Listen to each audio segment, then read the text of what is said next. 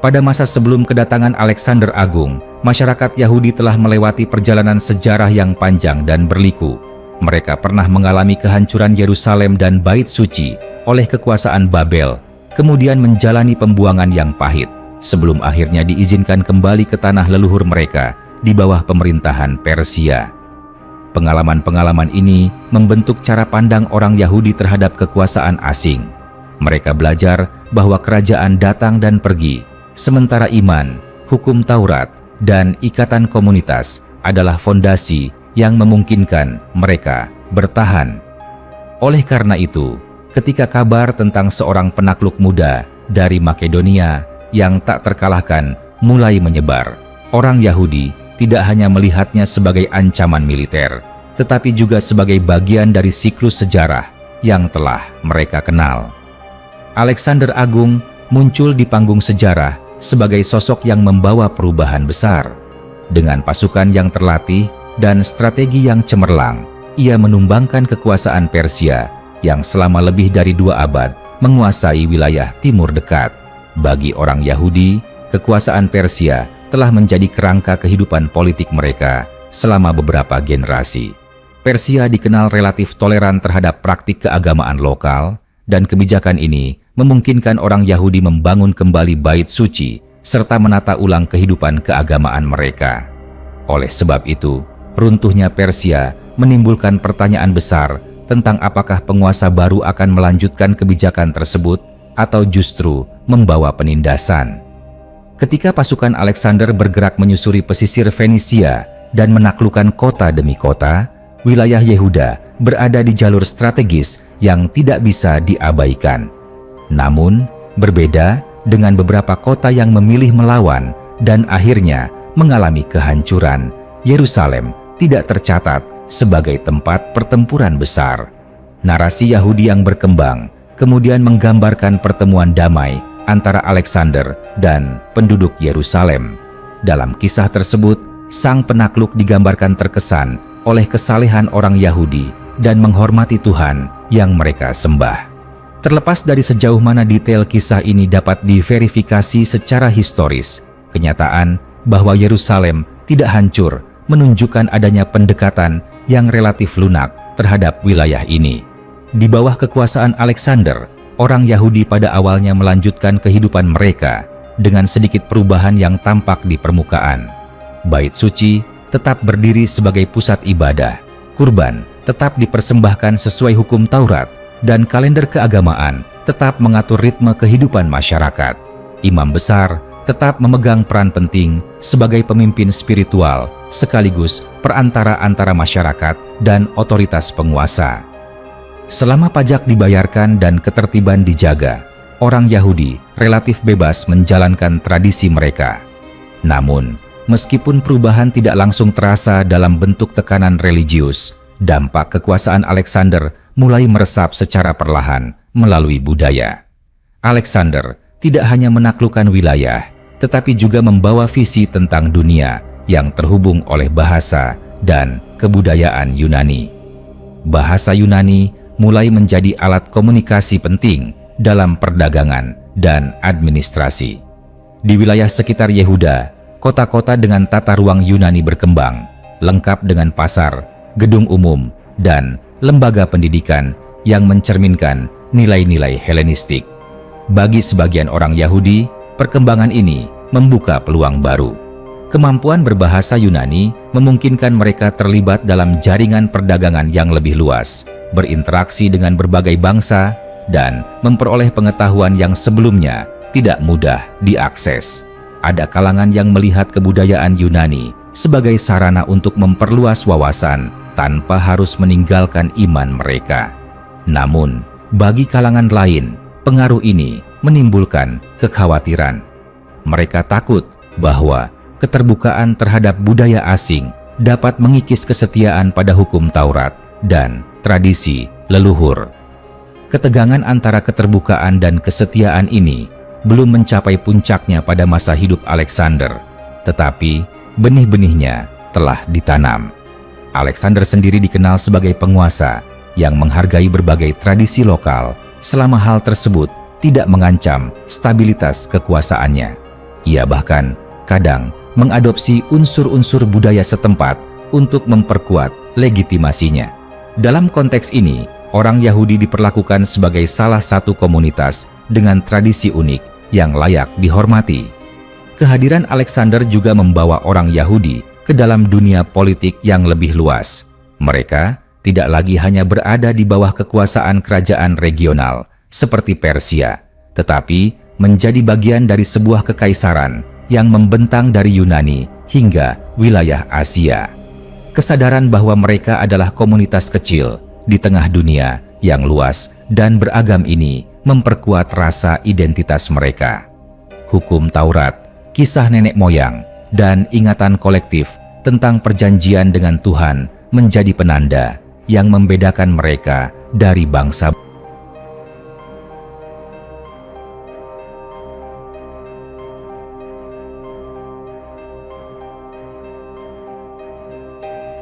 Ketika Alexander wafat secara mendadak, ketidakpastian kembali muncul. Kekaisarannya terpecah dan wilayah Yehuda menjadi ajang perebutan kekuasaan di antara para penerusnya.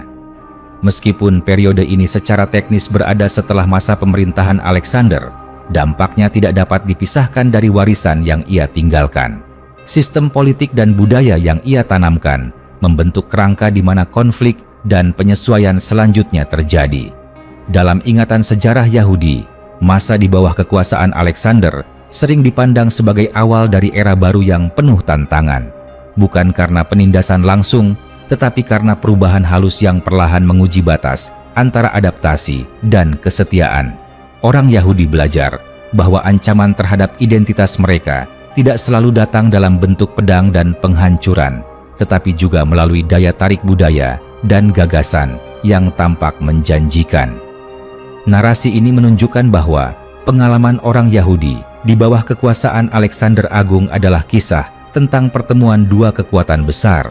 Di satu sisi, ada tradisi Yahudi yang berakar pada hukum ilahi dan sejarah panjang penderitaan serta pemulihan. Di sisi lain, ada dunia Yunani yang membawa konsep universalitas, rasionalitas, dan keterbukaan budaya. Pertemuan ini tidak menghasilkan benturan langsung pada awalnya, tetapi menciptakan dinamika yang kompleks dan berjangka panjang. Dengan demikian, masa kekuasaan Alexander Agung menjadi titik penting dalam sejarah Yahudi, bukan karena perubahan drastis yang terjadi seketika, tetapi karena arah baru yang mulai terbentuk. Orang Yahudi memasuki era di mana mereka harus terus menegosiasikan identitas mereka di tengah kekuatan global yang terus berubah. Pengalaman ini memperkaya sejarah mereka dan membentuk cara mereka memahami diri sendiri serta dunia di sekitar mereka. Sebuah warisan yang pengaruhnya terasa jauh melampaui masa hidup sang penakluk Makedonia itu sendiri. Seiring berjalannya waktu, setelah wafatnya Alexander, bayang-bayang kekuasaannya masih terasa kuat di wilayah Yehuda. Walaupun ia tidak lagi hidup, struktur dunia yang ia bentuk tetap memengaruhi kehidupan sehari-hari orang Yahudi. Kekuasaan politik kini berpindah tangan, tetapi bahasa Yunani, sistem administrasi baru, dan cara pandang tentang dunia yang lebih luas telah menjadi bagian dari realitas yang tidak bisa dihindari. Orang Yahudi mendapati diri mereka hidup dalam ruang sejarah yang berbeda dari generasi sebelumnya, sebuah ruang di mana batas-batas budaya menjadi lebih cair dan interaksi dengan bangsa lain semakin intens. Dalam kehidupan sehari-hari, perubahan ini terlihat perlahan namun pasti. Pasar-pasar mulai dipenuhi pedagang dari berbagai daerah yang menggunakan bahasa Yunani sebagai bahasa pengantar. Koin-koin dengan simbol dan tulisan Yunani beredar bersama alat tukar lokal. Anak-anak muda Yahudi yang terlibat dalam perdagangan atau administrasi mulai belajar bahasa Yunani untuk keperluan praktis. Semua ini tidak secara langsung menggantikan bahasa Ibrani atau Aram dalam kehidupan keagamaan, tetapi menciptakan situasi dwibahasa yang baru bagi masyarakat. Di tengah perubahan tersebut, peran keluarga dan komunitas menjadi semakin penting.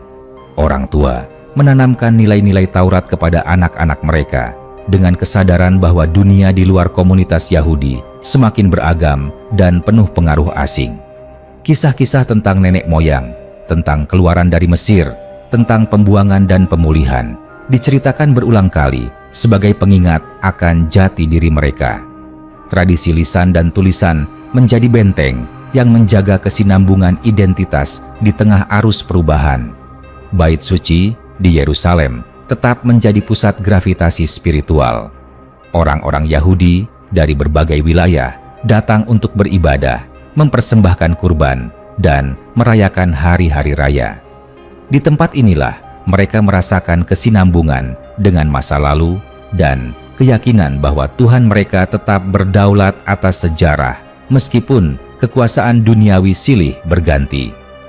Kehadiran penguasa asing tidak menghapus keyakinan bahwa kehidupan religius mereka memiliki makna yang lebih dalam daripada sekadar tunduk pada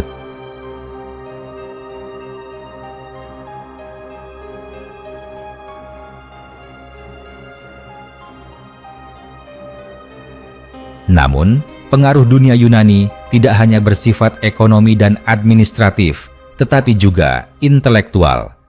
Gagasan tentang penalaran, pendidikan, dan pencarian pengetahuan mulai dikenal, meskipun tidak selalu diterima tanpa kritik.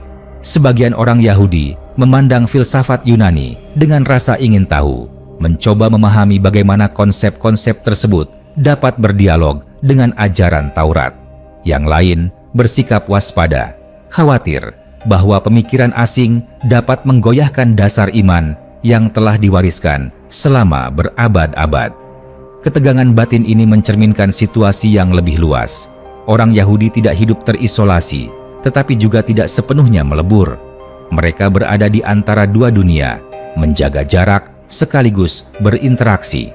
Dalam keseharian, seseorang bisa menjadi pedagang yang fasih berbahasa Yunani di pasar, tetapi tetap menjadi penyembah yang taat di bait suci.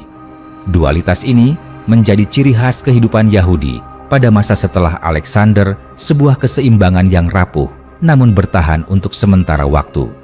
Pengalaman hidup di bawah bayang-bayang kekuasaan besar juga memengaruhi cara orang Yahudi memandang masa depan.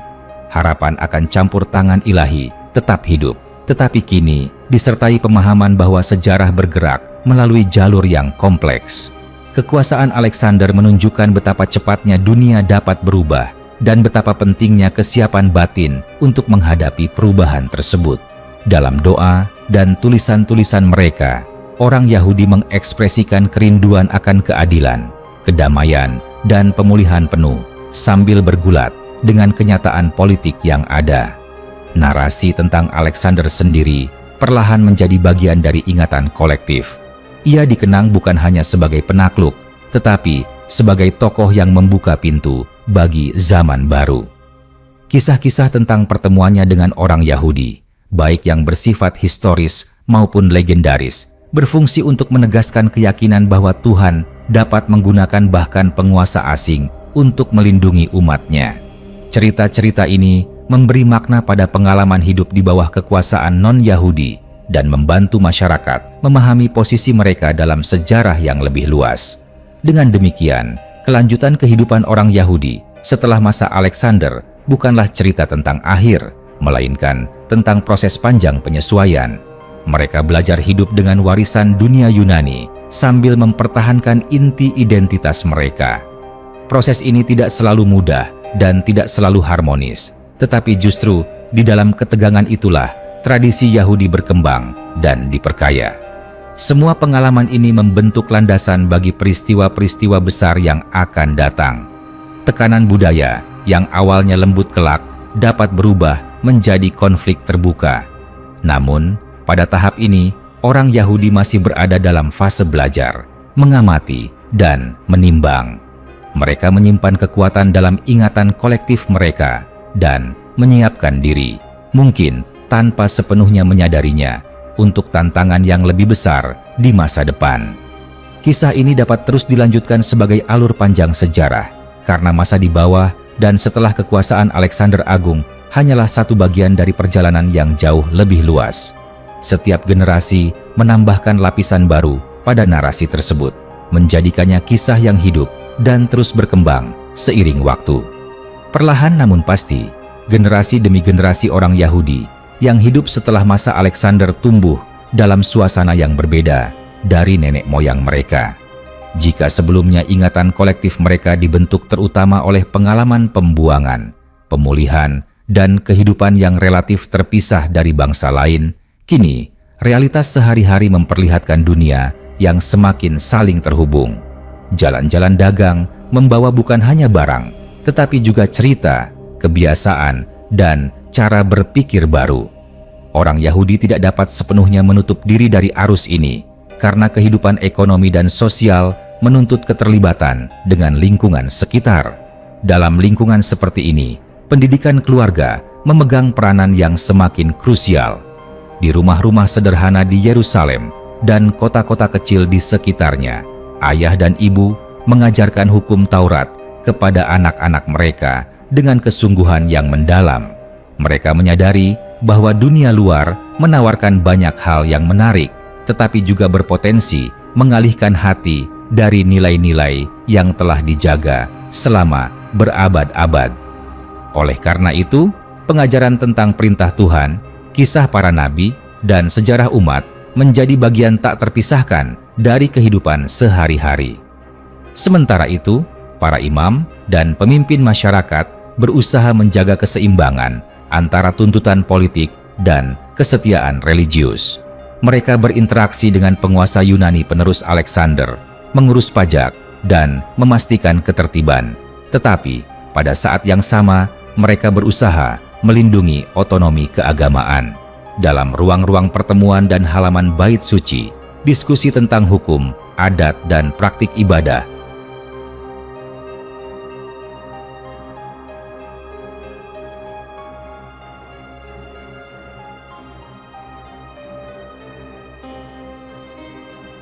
disinilah muncul upaya untuk menafsirkan hukum Taurat dalam konteks zaman yang berubah tanpa menghilangkan esensi ajaran tersebut. Pengaruh budaya Yunani juga mulai menyentuh aspek seni dan gaya hidup. Cara berpakaian, arsitektur, dan bahkan hiburan mulai memperlihatkan unsur-unsur asing. Bagi sebagian orang Yahudi, hal-hal ini tampak sepele dan tidak berbahaya. Namun bagi yang lain, setiap perubahan kecil dipandang sebagai langkah menuju pengikisan identitas. Perbedaan pandangan ini tidak selalu menimbulkan konflik terbuka, tetapi menciptakan garis pemisah halus dalam masyarakat antara mereka yang lebih terbuka dan mereka yang lebih ketat dalam menjaga tradisi. Dalam situasi seperti ini, ingatan tentang masa lalu menjadi sumber kekuatan. Kisah-kisah tentang Musa, Daud, dan para nabi diulang bukan sekadar sebagai cerita sejarah, tetapi sebagai pedoman hidup. Orang Yahudi melihat diri mereka sebagai bagian dari rantai panjang generasi yang dipanggil untuk setia, apapun kondisi politik yang mereka hadapi. Kekuasaan Alexander dan para penerusnya dipahami sebagai bagian dari rencana sejarah yang lebih besar, yang pada akhirnya berada di bawah kendali Tuhan.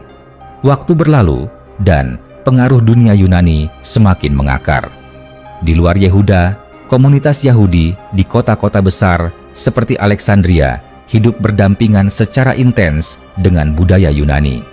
Meskipun ini terjadi di wilayah yang berbeda, gaungnya terasa hingga ke Yerusalem. Kabar tentang orang-orang Yahudi yang fasih berbahasa Yunani dan terlibat dalam dunia intelektual menyebar, menimbulkan kekaguman sekaligus kegelisahan. Pertanyaan tentang sejauh mana seseorang dapat beradaptasi tanpa kehilangan jati diri menjadi semakin relevan. Di tengah semua ini, kehidupan religius tetap berjalan dengan ritmenya sendiri. Hari-hari raya dirayakan, doa-doa dipanjatkan, dan kurban dipersembahkan. Setiap ritual menjadi pengingat bahwa di balik perubahan dunia ada kesinambungan yang tidak terputus. Bagi orang Yahudi, kesetiaan pada perjanjian dengan Tuhan bukanlah sekadar kewajiban, tetapi sumber makna yang memberi arah hidup. Pengalaman hidup di bawah kekuasaan asing juga mengajarkan kerendahan hati dan ketahanan.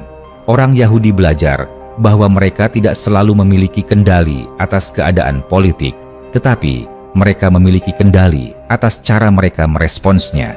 Dengan memegang teguh hukum dan tradisi, mereka menciptakan ruang kebebasan batin yang tidak dapat dirampas oleh kekuatan duniawi. Semua lapisan pengalaman ini yang berawal pada masa Alexander Agung membentuk fondasi bagi perkembangan selanjutnya dalam sejarah Yahudi.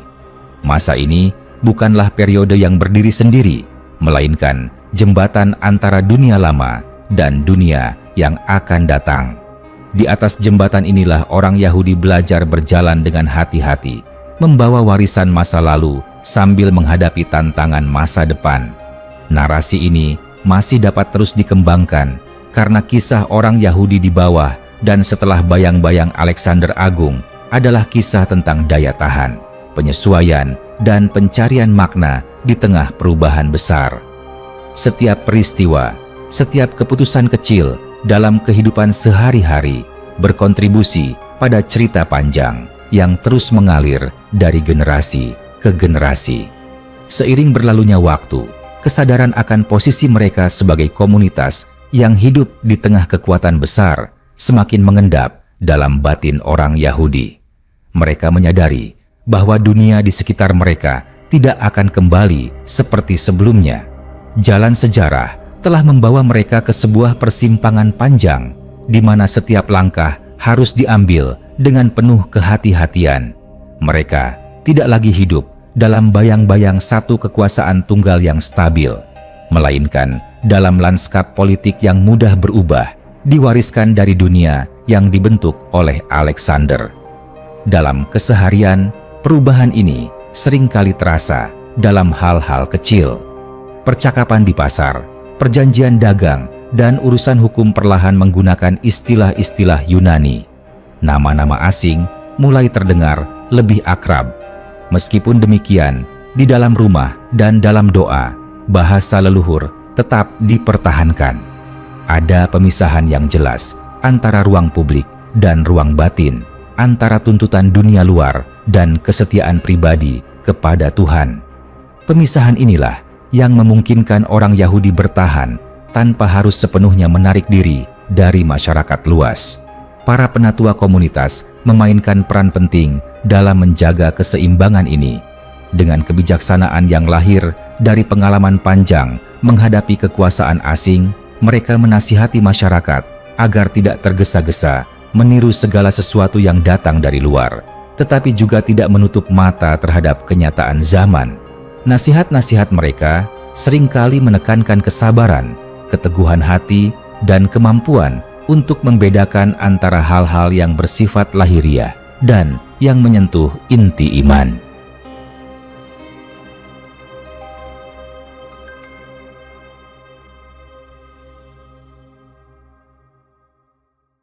Di Bait Suci, ibadah berlangsung dengan ketertiban yang sama seperti generasi sebelumnya.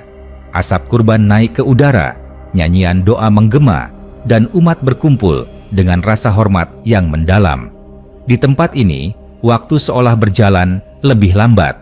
Dunia luar dengan segala hiruk-pikuk politik dan budaya terasa jauh, digantikan oleh kesadaran akan kehadiran Tuhan yang melampaui perubahan zaman. Bagi banyak orang Yahudi, pengalaman ini menjadi sumber kekuatan yang memperbarui semangat mereka untuk menghadapi kehidupan sehari-hari. Namun, tidak dapat dipungkiri bahwa perbedaan pandangan di dalam masyarakat semakin terasa. Ada mereka yang melihat keterlibatan lebih jauh dengan dunia Yunani sebagai peluang untuk memperkuat posisi ekonomi dan sosial komunitas Yahudi. Mereka percaya bahwa selama hukum Taurat tetap dihormati, adaptasi budaya tidak harus menjadi ancaman. Di sisi lain, ada pula yang memandang setiap bentuk penyesuaian sebagai risiko besar yang dapat mengaburkan batas antara kesetiaan dan kompromi. Perbedaan ini seringkali muncul dalam diskusi yang hangat, tetapi belum berubah menjadi perpecahan terbuka. Ingatan tentang Alexander Agung sendiri tetap hidup sebagai simbol awal dari semua perubahan ini. Ia dikenang sebagai sosok yang membuka pintu bagi dunia baru, baik secara harfiah maupun kiasan. Orang Yahudi melihat masa pemerintahannya sebagai awal dari periode panjang di mana mereka harus hidup berdampingan dengan kekuatan budaya yang sangat berpengaruh. Dari sudut pandang ini, Alexander bukan hanya tokoh sejarah, tetapi juga penanda zaman, garis pemisah antara masa lalu yang lebih tertutup dan masa depan yang lebih terbuka. Kesadaran sejarah ini memengaruhi cara orang Yahudi mendidik generasi muda. Anak-anak tidak hanya diajarkan tentang hukum dan tradisi, tetapi juga tentang pentingnya kebijaksanaan dalam menghadapi dunia. Mereka diajarkan bahwa kesetiaan bukan berarti kebekuan dan bahwa menjaga identitas membutuhkan pemahaman yang mendalam, bukan sekadar penolakan membabi buta. Dengan cara ini, masyarakat Yahudi berusaha mempersiapkan generasi berikutnya untuk hidup di dunia yang terus berubah tanpa kehilangan arah. Waktu terus berjalan dan bayangan masa depan mulai terasa. Orang Yahudi tidak mengetahui secara pasti tantangan apa yang akan datang, tetapi pengalaman mereka di bawah dan setelah kekuasaan Alexander telah mengajarkan satu hal penting, yaitu bahwa daya tahan lahir dari kesetiaan yang disertai kebijaksanaan. Mereka belajar membaca tanda-tanda zaman, menimbang langkah, dan tetap berpegang pada inti iman mereka. Narasi ini, yang berawal dari pertemuan dengan seorang penakluk besar, berkembang menjadi kisah tentang komunitas kecil yang bertahan di tengah arus sejarah. Orang Yahudi tidak menguasai dunia, tetapi mereka menjaga dunia batin mereka dengan tekun. Di sanalah mereka menemukan kebebasan yang sejati, kebebasan untuk tetap menjadi diri mereka sendiri di tengah tekanan dan perubahan. Dengan demikian, kelanjutan kisah orang Yahudi di bawah bayang-bayang Alexander Agung adalah kisah yang mengalir tanpa putus. Setiap generasi menambahkan pengalaman baru, tetapi juga mewarisi pelajaran lama. Kisah ini dapat terus dilanjutkan, karena selama sejarah bergerak dan manusia mencari makna, perjalanan ini belum mencapai akhirnya. Dalam perjalanan waktu yang terus mengalir, orang Yahudi semakin terbiasa hidup dalam ketegangan yang sunyi antara kesetiaan dan penyesuaian. Mereka tidak lagi memandang keadaan ini sebagai sesuatu yang sementara, melainkan sebagai bagian dari realitas yang harus dihadapi dengan kebijaksanaan. Dunia yang terbentuk setelah penaklukan Alexander telah menciptakan ruang sejarah baru, di mana kekuatan politik dapat berubah dengan cepat, tetapi pengaruh budaya bertahan jauh lebih lama. Kesadaran ini membuat orang Yahudi semakin berhati-hati dalam melangkah, menimbang setiap keputusan dengan cermat agar tidak mengorbankan inti jati diri mereka. Dalam kehidupan sosial, hubungan dengan bangsa-bangsa lain menjadi semakin lazim. Orang Yahudi berinteraksi dengan tetangga mereka dalam urusan perdagangan, pekerjaan, dan administrasi. Hubungan ini tidak selalu diwarnai kecurigaan, karena banyak di antara mereka yang menyadari bahwa hidup berdampingan secara damai adalah kebutuhan bersama. Namun, di balik keramahan dan kerjasama tersebut, selalu ada batas yang dijaga dengan tegas, batas yang memisahkan antara pergaulan sosial dan komitmen religius. Di rumah-rumah, tradisi tetap menjadi pusat kehidupan. Sabat dirayakan dengan khidmat, doa-doa dipanjatkan dengan suara lirih, namun penuh keyakinan, dan hukum-hukum makanan dipatuhi sebagai tanda kesetiaan yang nyata. Praktik-praktik ini bukan sekadar kebiasaan, tetapi pernyataan identitas yang terus diperbarui. Dalam dunia yang berubah, ritual-ritual ini memberi rasa stabilitas dan kontinuitas, seolah menjadi jangkar yang menahan mereka agar tidak hanyut oleh arus zaman.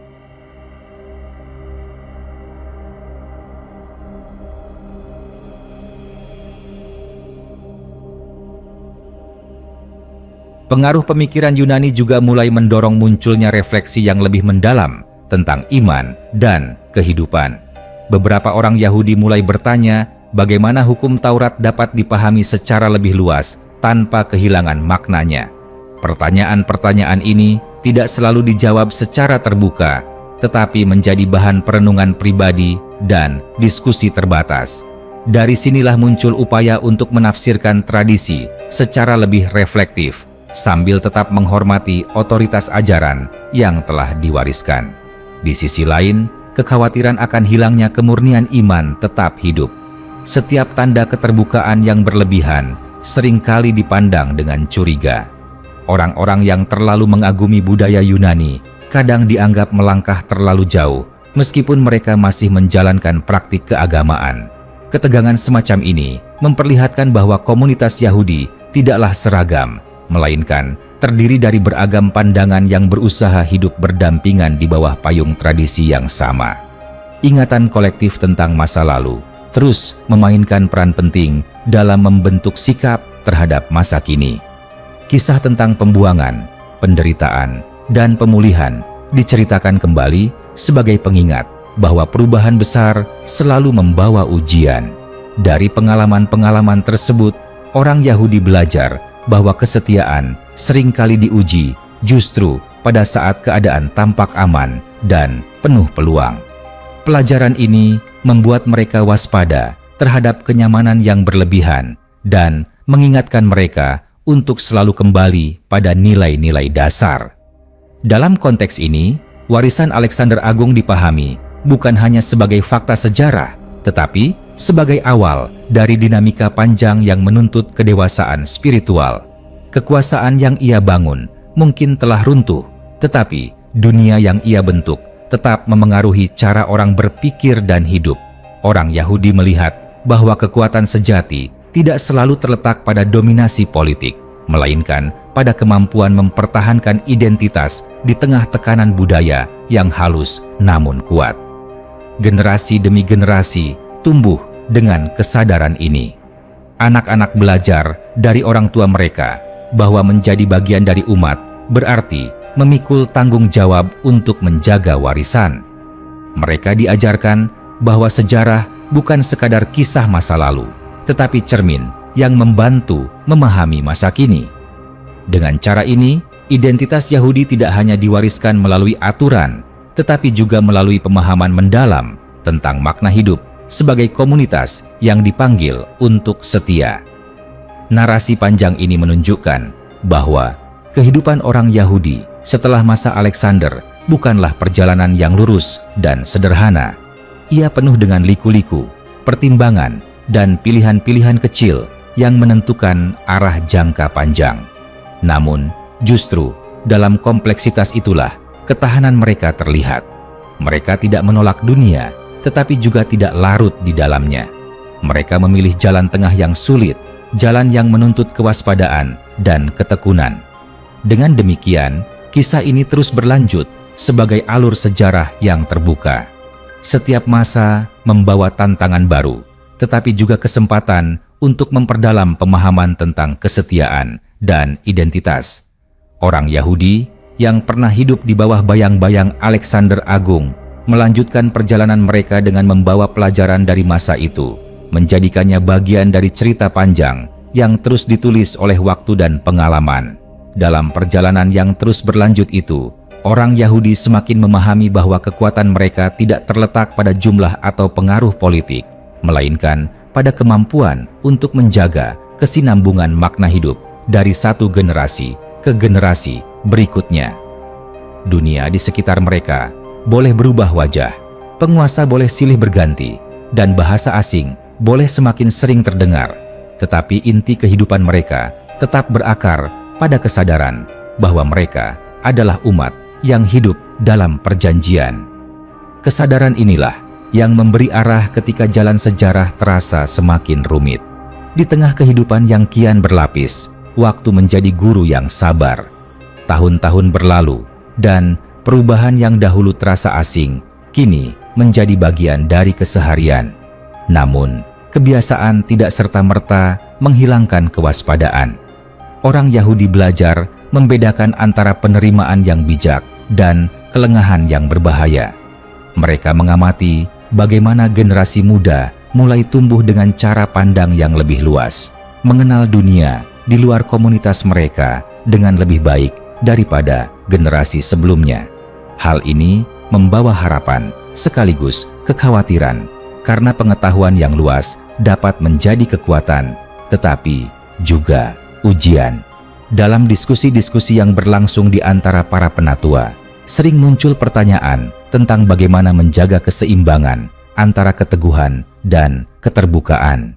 Mereka menyadari bahwa tradisi tidak dapat dipertahankan hanya dengan larangan, tetapi juga dengan penjelasan dan teladan hidup.